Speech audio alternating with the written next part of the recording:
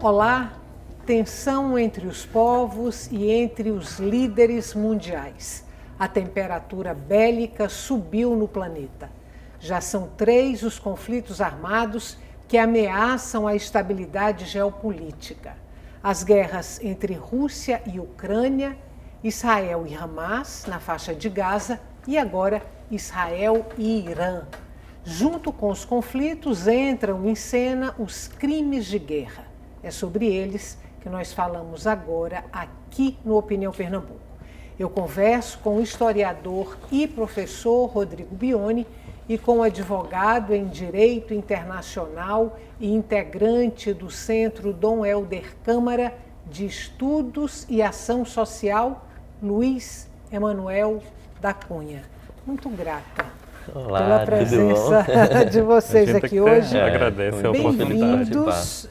O tema, eu sei, não é agradável, mas é bom ter vocês aqui. Mas é necessário, é necessário, né? Para vocês dividirem aqui com a gente o conhecimento de vocês e ajudarem a gente a entender esse parangolé aí que não é pequeno. Mas vamos lá. Eu queria primeiro fazer uma distinção entre crimes de guerra e crimes contra a humanidade. Onde é que eles se encontram, onde é que eles se separam? Bem, vamos, antes de mais nada, né, a satisfação está aqui, né, para a gente fazer essa conversa, Rodrigo, professora Estela, né, eles, vamos aí tomar por referência o comecinho dos anos 2000, quando o Tribunal Penal Internacional ele é efetivamente criado. Até então a gente não tinha um tribunal permanente, a gente tinha os tribunais ad hoc, né, aqueles que aconteciam regularmente para situações muito pontuais, né, como foi o da ex-Iugoslávia, como foi o de Ruanda. Então, esse Tribunal Penal Internacional que vem ser criado pelo Tratado de Roma, ele chama de um sentido muito amplo, crimes contra a humanidade. Desses crimes contra a humanidade, aí a gente vem debulhando, por assim dizer, né? O crime de agressão, né? O próprio crime de lesa humanidade em sentido estrito, que é aquele que é dirigido contra a população civil, né? Os crimes de guerra e o genocídio.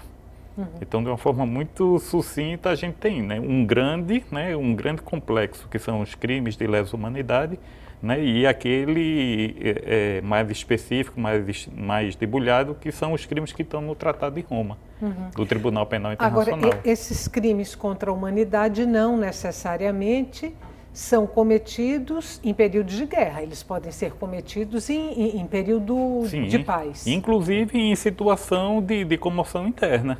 Porque esses crimes que estão sujeitos ao Tribunal Penal Internacional não é necessariamente um crime de uma ação, de uma força militar regular contra outra.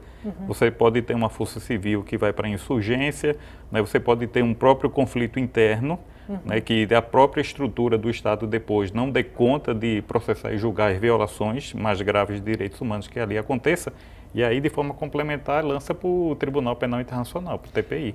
Bioni, e antes do Tratado de Roma? Não, a gente teve algumas convenções antes, né? As convenções de Haia, por exemplo, 1899, 1907. As convenções de Genebra, né, no caso, que em 1949 vão estabelecer esses parâmetros que vão ser, eu acho que a base, né, dessa origem, né, desse direito internacional conectado com essas questões. O Estatuto de Roma, né, que ele é discutido em 98 e consolidado, né, ratificado em 2002, é um estatuto que ele vai pegar muito dessa base que veio antes e atualizar algumas questões. Até porque a gente está numa época bem diferente do que a gente tinha antes. A gente tem hoje um meio virtual, hoje a gente tem o crime de ódio sendo propagado por outras formas. A gente tem novas formas de apartheid, né? Que o apartheid, por exemplo, é uma situação que não necessariamente seria um exército contra o outro, mas também pode configurar, né, o crime contra a humanidade. Então, a gente já tinha um arcabouço que foi sendo atualizado. A última Convenção de Genebra, né, o 4º Tratado de Genebra, por exemplo, ele vai incluir já essa população civil dentro desse arcabouço, né? Então, no fim das contas, a gente vai tendo uma evolução gradual. Se a gente fosse botar um ponto de partida na Idade Contemporânea, talvez para isso, eu acho que talvez a questão do Tratado de Liber, né, que Guerra Civil Americana, Guerra Civil dos Estados Unidos, em 1863, que vai começar a dar um pouquinho da forma que foi atualizada por Haia, em 1899 e 1907, e depois por Genebra, né? E aí a gente vai ter a inclusão também de outras questões, como o protocolo de combate a armas químicas, armas biológicas, que vão vir na década de 70, na década de 90, né? Então, é todo um processo de um arcabouço que vai sendo consolidado passo a passo, que eu acho que o Estatuto de Roma, ele acaba sendo quem vai unificar isso de uma forma, como muito bem dita, botar o Tribunal Penal Internacional de maneira permanente e vinculativa, né? Inclusive, que antigamente não era. Exemplos Bione já falou aqui em armas químicas, né? Armas químicas, biológicas e tal. Exemplos de crimes de guerra. Pronto, o exemplo do crime de guerra é quando, considerando crime de guerra mesmo, ali no sentido estrito, né? Quando você tem por um alvo militar, né? E que a gente está vivendo hoje. Né, uma força militar declara, olha, eu tenho como alvo militar, eu estou identificando meus inimigos no bunker de um hospital na faixa de Gaza. Então, é o tipo da coisa, né? Que é que o direito internacional, numa situação dessa, vai avaliar? É razoável considerar aquilo ali um alvo militar? Quais são as evidências pré-definidas que lhe dizem que realmente ali existe um bunker embaixo daquele hospital, né, que realmente esse bunker está ocupado por militares, é um alvo militar estratégico, né? O que é que garante que você precisa destruir um hospital, você destruir civis, né, pessoas que estão nessa situação de proteção, como o Rodrigo falou, né, da Convenção de Genebra, a 4ª Convenção de Genebra, que protege a população civil, um próprio hospital, mesmo sendo um hospital de campanha, um hospital militar, ele está sob essa proteção, sobre essa imunidade, e a princípio não poderia ser um objetivo militar, né? Um alvo militar. E numa situação daquela você inflige um ataque que você destrói civis e depois você não tem nenhum retorno sobre a avaliação militar propriamente dita, né? Inclusive, Estela, assim, a gente tem estatísticas, a gente tem dados que mostram como hospitais sempre foram alvos considerados fundamentais para esses grupos, que eles vão dizer que eu errei o alvo, ou foi um tiro perdido, não sei o que e tal. O pessoal até falava assim, como se o maisinho vermelho lá parecesse que fosse um alvo. Porque a estatística de tiros errados que são em hospital são muito maiores do que em qualquer outro local. Porque o hospital é um local que também recupera pessoas. Sim. Então, se ele está querendo exterminar uma parte de um exército, por exemplo, ele quer evitar que essas pessoas se recuperem. Aí, ironicamente, eles conseguem fazer ataques com 2 metros de precisão, 50 centímetros de precisão, quando é lá, eles erram sempre. Vamos pegar a Segunda Guerra, a Segunda Grande Guerra como ponto de partida, né? Da Segunda Grande Guerra para cá. A gente observando os conflitos de lá para cá. Quais os crimes de guerra que foram mais comumente praticados? Olha, quando a gente chega para a Segunda Guerra, quando vai ver como a tecnologia ela evolui, não só a tecnologia de artilharia, né, tanques muito mais poderosos, né, você usa armas muito mais poderosas. A própria Primeira Guerra, né, ensinou a usar o gás cloro, né, que ali começa as armas, quer dizer, né, a gente vai ter um grande uso de arma química. Mas como foi Guernica, por exemplo, na Espanha, durante a Guerra Civil Espanhola, ali foi o teatro... Que antecede a Segunda Guerra. Que antecede a Segunda Guerra, ali foi um grande teatro de como o cenário da Segunda Guerra seria e foi. Então, a batalha por Stalingrado, né, que com toda a tecnologia chega a uma situação de realmente mão a mão, mano a mano. A Guerra dos Ratos, que chama justamente a guerra de metro a metro mesmo, assim, né? 2 milhões de mortos. E todo mundo se atacando, né, a ponto de, né, durante 6 anos, você tem 60 milhões de pessoas mortas, com 6 milhões só do Holocausto, 6 milhões de judeus só no Holocausto, né, naquela perspectiva da morte e produção, né? Morte e produção. Mas quero entender mais os crimes de guerra. Entender não, quero visualizar. Matar civis é crime de guerra, usar armas químicas... Que produzam sofrimento em excesso. Pode ser arma química, pode ser arma tradicional, a mina terrestre. A mina terrestre tipo de um projétil, por exemplo, que ele explode, assim, que ele abre, né? Tipo, ele se fragmenta. Não é químico, não é biológico, e sim é também conectado, né? Com a ideia do sofrimento. Então, a gente tem, assim, escalas, né? Da Palme, a gente vai ter o agente laranja. Apesar desses muitos acordos antes, continuaram sendo usados, né? Tortura. Tortura. Deportação forçada. Sim. estupro de mulheres, Estupro. esterilização, Esterilização. Né? Desaparecimento forçado, Tomada de reféns. tomada de reféns. Então são coisas que a Se a gente... gente for fazer uma lista, a gente vai se deparar com as maiores atrocidades que Mas o ser humano... esses que a gente citou aqui agora, a gente consegue identificar todos esses pontos facilmente nesses conflitos contemporâneos, né? Aí, guerra da Ucrânia com a Rússia, Israel... A fome forçada na faixa de Na Gaza. faixa de Gaza. Inclusive, assim, tem até um debate, né? A gente não deveria chamar de guerra o caso de Israel contra Gaza, porque guerra é quando você tem 2 exércitos. Cadê o exército sei lá, de Gaza? Cadê Regular, dos palestinos? Cadê a aeronáutica, a marinha? Que nome a gente daria? Se não convém que a gente chame de guerra entre Israel e o Hamas, É um ato de um poder militar que tem entre os maiores poderes militares do mundo.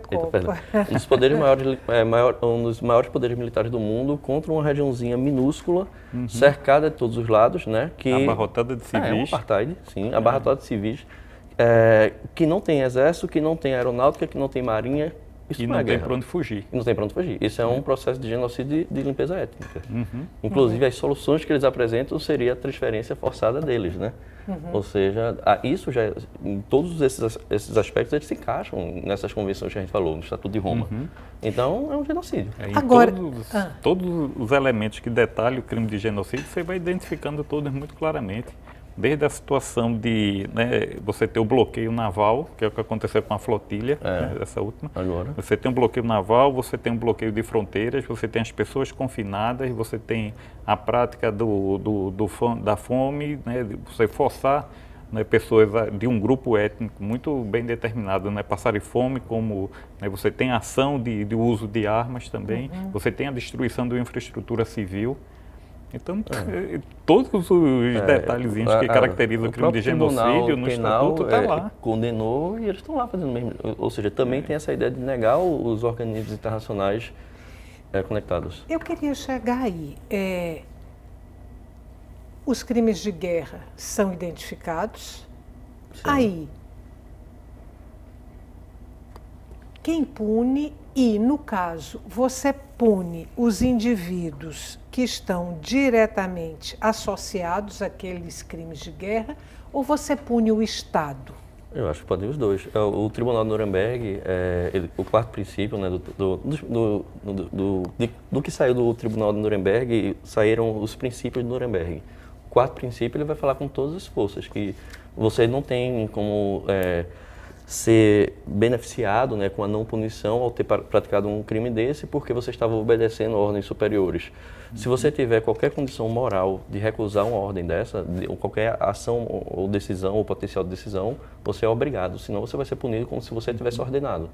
Então, o indivíduo que pratica, ele sim vai cometer, principalmente numa situação dessa que a gente tem um Estado hegemônico que você tem sim condição de dizer, eu não vou exterminar essa população. Mas o meu país, não importa se é ordem de cima, é uma obrigação pelo direito internacional. Então, o Estado e os indivíduos. Hoje o direito internacional ele tem conteúdo suficiente para fazer um trabalho desse de responsabilização. Tanto que a própria África do Sul usou a Corte da ONU, né, a Corte Internacional de Justiça, para pedir a responsabilização do Estado israelense pela prática. E aí, de forma complementar, você tem o Tribunal Penal Internacional, que já ofereceu o mandado de prisão contra o próprio Netanyahu, e contra os chefes do Hamas também. E também contra Putin, né? Contra Putin também. Agora, Putin é um pouquinho mais antes, no Putin caso da Ucrânia. Foi 2023, então, você tem a responsabilidade do Estado, que vem através da Corte Internacional, e a responsabilidade individual, que vem pelo TPI. Então, Luiz, me diz aqui, a gente tem o Tribunal Penal Internacional, a gente tem a Corte Internacional de Justiça e a gente tem o Conselho de Segurança da ONU. Isso. Qual o papel de cada uma dessas instâncias? Desses sujeitos. A princípio, é para eles trabalharem de forma organizada e complementar. Mas aí o que é que acontece? A gente termina vendo o uso específico do Conselho de Segurança como um meio de bloqueio, de atuação todos os órgãos. Do poder de veto dos permanentes. Isso é uma coisa assim muito estranha. O próprio Conselho de Segurança, como órgão da ONU, né, vamos dizer assim, a atuação, a inanição dela agora termina gerando a própria implosão da organização da qual ela faz parte. Porque a ONU está em total descredibilidade em relação a isso, né? O Conselho de Segurança tem 15 integrantes, 5 permanentes, 10 rotativos, né? Então, os 5 permanentes têm poder de veto. Então, basta um deles não querer que acabe. E aí você bota China, Rússia, França, Inglaterra e Estados Unidos. Os interesses geopolíticos são divergentes, então é muito difícil algo passar. E principalmente pela aliança histórica dos Estados Unidos e Israel, é muito difícil algo passar contra eles, por exemplo. Aí usa o poder de veto, bloqueia uma resolução, o Conselho não faz nada. E a própria Assembleia dos Estados da ONU não tem força para suprir o que o Conselho faz, que é justamente mover tropas. Né, dizer não faça isso, são crianças, não esculhambem o parquinho. Então vamos usar aqui da força para poder acabar essa situação. Então o Conselho de Segurança ele tem essa função de mover a força para controlar a própria força. Né? Enquanto os 2 tribunais aí têm função de responsabilização, seja do Estado, seja da pessoa. Né? Agora, a gente está falando aqui de crimes de guerra e citamos alguns casos, né? Desses 3 casos aí. Quando são conflitos étnicos e guerras civis, esses crimes são observados na mesma proporção? Praticados e observados na mesma proporção numa guerra civil, por exemplo? Eu acho que varia muito. Assim, você pode pegar, por exemplo, a questão dos Hutus e os Tutsis em Ruanda. Todo tipo de brutalidade de genocídio presente ali. Então, e era civil também, né? Era, assim, é verdade que tinha uma questão étnica aí, que se discute essa questão étnica, se foram etnias criadas artificialmente ou não, mas ainda assim é uma coisa interna de Ruanda que teve tudo isso. Então, a natureza do conflito, muitas vezes, eu acho que é menos importante do que o que é feito dentro de uma situação dessa. Termina que a política ela se lança sobre os conflitos também. Então, existem conflitos que é importante dar invisibilidade, e existem conflitos que é importante dar visibilidade, inclusive, né, ganhar uma conotação que não teria. Né? Então, o que mais tem hoje na África subsaariana são conflitos internos, guerras civis, né, extremamente violentas, mas não entra na discussão internacional, porque aquele pedaço ali do mundo não é importante. É diferente das terras da Ucrânia, é diferente. A comunidade internacional que criou essa situação, né, com a Conferência de Berlim, 1885, a partilha da África, 1884-85, que gerou uma divisão completamente arbitrária, completamente... Você pega as fronteiras do centro da Ásia, elas são retas praticamente. São estranhas, Por que elas são retas? Porque a galera lá da Europa que dividiu e escolheu as fronteiras nem sabia o que tinha ali. Vamos passar uma linha assim e é isso. Então você dividiu etnias ao meio, você juntou etnias inimigas do mesmo estado, você fez um processo colonialista que, quando você acaba a Segunda Guerra e se intensifica o processo de descolonização, essas fronteiras artificiais foram mantidas, quase todas elas, só que com conflitos muito mais intensos do que antes, porque antes da partilha da África, esses grupos, cada um tinha seu território. E agora essas nações elas estão unidas num processo único que vão disputar poder, que vão disputar quem apoiou a dominação, porque para uma nação europeia dominar lá, ela tinha que ter aliados lá dentro. Existe todo um processo conectado de artificial, que torna muito mais chocante essa invisibilidade, essa invisibilização, porque é como se... a história a gente tem um processo que a gente chama de amnésia seletiva ou intencional. Quando a gente vai falar, sei lá, da eugenia, do darwinismo social, é como se a gente nunca tivesse feito isso nos nossos países, né? Tipo assim, Estados Unidos esterilizou mais de 50 mil pessoas à força na primeira metade do século XX, certo? O Brasil, Renato Kell, médico eugenista, dizia que o Brasil precisaria importar muito sabão de coco para limpar a sujeira da pele brasileira. Nina Rodrigues, Raimundo Nina Rodrigues, fundador da perícia criminal no Brasil, ele defendia a existência de 2 códigos penais diferentes no Brasil. Um para aqueles que têm a criminalidade inata, outros para que cometeram erros. Aí dá para imaginar quem seria quem, né? Na prática, eu acho que ele até venceu, né? Quando a gente vê a aplicação da justiça, a gente tem 2 códigos penais. Só está no mesmo papel, mas a interpretação faz isso. E aí, quando o Holocausto veio, aquela ideia de eugenia que era aplaudida pela elite dominante brasileira, dos Estados Unidos, da França, da Inglaterra, todos eles eram, ficou feio a eugenia. E aí, Hitler, a amnésia intencional é quando a sociedade apaga um passado. E a gente vai ter um processo que é facilitado quando alguém faz algo muito monstruoso, porque a gente consegue colocar a culpa toda nele. E aí a gente pode apagar a nossa própria culpa. Sei lá, o termo ariano como superior é muito anterior a Hitler. Né? O Conde de Gobineau, que foi diplomata no Brasil, francês, foi diplomata em 1869, ele introduziu esse termo de ariano como raça superior antes de Hitler. Então a gente acaba tendo um processo de amnésia seletiva, intencional, que é o que a gente está vendo também nesses conflitos, né? Infelizmente. Deixa eu voltar aqui para o Tribunal Penal Internacional, para a Corte Internacional e para o Conselho de Segurança da ONU. Essas instituições conseguem alcançar, vamos imaginar, crimes de guerra que serão punidos. Essas instituições conseguem alcançar os responsáveis por esses crimes em qualquer lugar em que eles estejam sendo cometidos, em qualquer país do mundo ou não? Em tese, sim, Na prática, e ao não. mesmo tempo, em tese, não. E na prática, sim, não. Pensa aí Netanyahu viajando, né? Ele tem uma condenação pendente. Deixa eu só explicar essa enrolação que eu dei agora. Né? Em tese, o que é que tem? O Conselho de Segurança, ele tem a função, né, de mover tropas e decidir situação, né, em situações de extrema violência, conflito, né, dizer como vai ser resolvido, eventualmente você tem uma missão humanitária da própria ONU, né? O próprio Conselho de Segurança também, ele tem condição de levar um caso a ser analisado pelo Tribunal Penal Internacional. Então, mesmo que o Estado onde esteja acontecendo lá a violação, né, o nacional que praticou aquele crime de guerra, né, não esteja dentro da estrutura do TPI formalmente, mas existe lá a exceção que o próprio Conselho de Segurança pode levar o caso a conhecimento e ser processado dentro do TPI.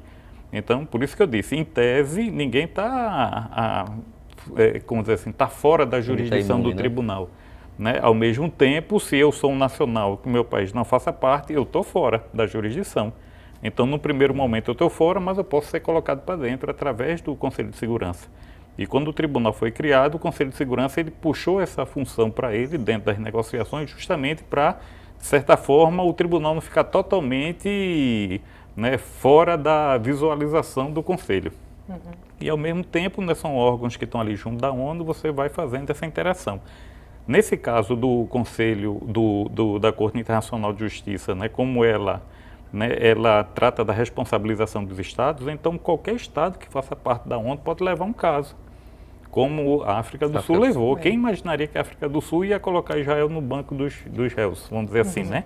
E o próprio Estado de Israel não reconheceu a jurisdição da Corte para fazer parte da ONU.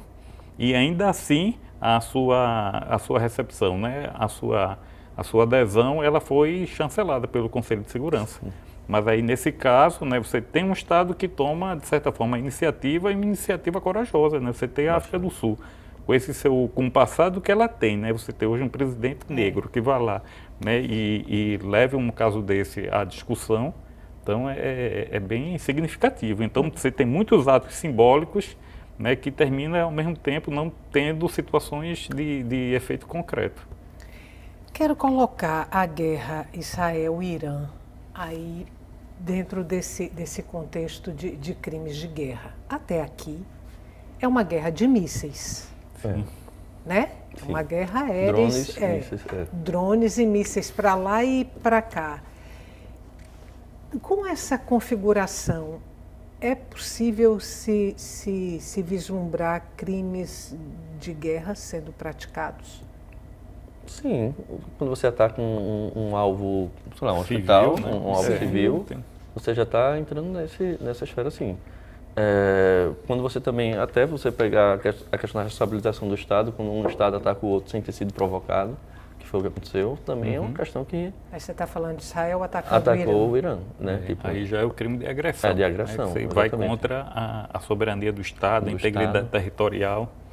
Então, quem decide, quem autoriza, quem pratica, está nessa... Porque foi um ataque sem passar por nenhuma instância internacional. Né? Porque às vezes você tem isso, olha, eu tenho uma ameaça, o Conselho de Segurança lá, Isso. não passou por nenhuma instância. Foi assim, simplesmente vamos fazer, fizemos e pronto. A proposta da ONU, quando ela é criada, é justamente evitar situações de ação unilateral, como era muito comum. E que a própria ação unilateral que derrubou a própria Liga das Nações, que veio antes da própria ONU. Né? Então, diante dessa perspectiva, né, eles tomaram essa iniciativa e construíram, dentro dessa estrutura, essa ação coletiva, através do Conselho de Segurança. Então, o que acontece? Um Estado ele é agredido, ele pode usar da legítima defesa, leva o caso ao Conselho de Segurança e o coletivo age, né, chancelando, ajudando aquele que está na legítima defesa ou não, né, dizendo que a ação do outro é que foi legítima. Enfim, faz esse tipo de análise. Só que nesse caso, né, quer dizer, na verdade, na própria ação dos Estados Unidos contra o Iraque e o Afeganistão, né, terminou retomando um conceito que no direito internacional a gente já não usava há um bom tempo, que é a tal da legítima defesa preventiva. Então, eu estou aqui imaginando que eu posso ser atacado, então eu vou lá e arraso com aquela criatura, né, para a qual eu acho que ela está criando uma conspiração contra mim. Então, tenho, acho que não mais que 1 minuto para encerrar o programa.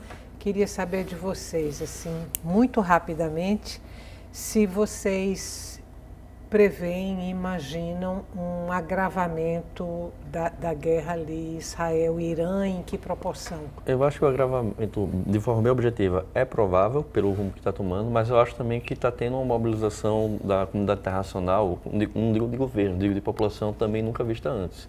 Então, eu acho que a gente já começa a ter uma mudança de chave quando a gente começa a ter, primeiro, o Iron Dome, né, mostrando que não é invulnerável, o sistema de defesa, mas principalmente uma população civil da maioria desses países, não só de lá, mas daqui também, do Ocidente também, inconformada com o que está vendo. É o poder que a gente tem de encerrar guerras quando as imagens elas se mostram tão violentas que você começa a contestar o seu governo pelo apoio a isso.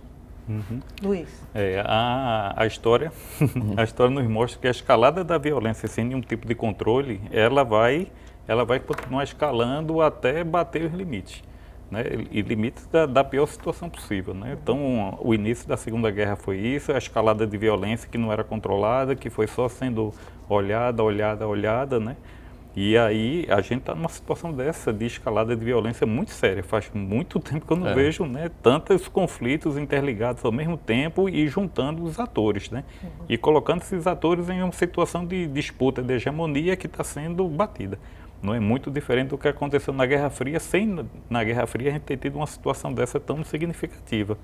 Né? O que me chama a atenção é o Brasil está tomando uma atitude, enquanto um ator internacional, de tentar jogar água nessa fervura. Né? Pois então, de atuar. Se a gente não jogar, vai muito ser difícil. cedo, né? O Brasil, o governo brasileiro meio que entendeu o que estava acontecendo e se propôs a inclusive atuar, na né? questão de Gaza foi o primeiro a falar explicitamente em termos de genocídio. E veja como mas Trump tentando acalmar, tentando agora diminuir e acabar com essa situação. E veja o que Trump conseguiu com a África do Sul, foi desmoralizar, né, a África do Sul naquela conversa, né, no Salão Oval, que puxou o caso na Corte Internacional, mas não conseguiu ainda desmoralizar o Brasil, né, enquanto esse ator que está arrefecendo os ânimos. Né? Até o nosso próximo encontro. Até, prazer estar aqui. Por hoje acabou. Dá vontade de ficar conversando. Para você que ficou com a gente até agora, muito obrigada pela companhia. Até o nosso próximo encontro.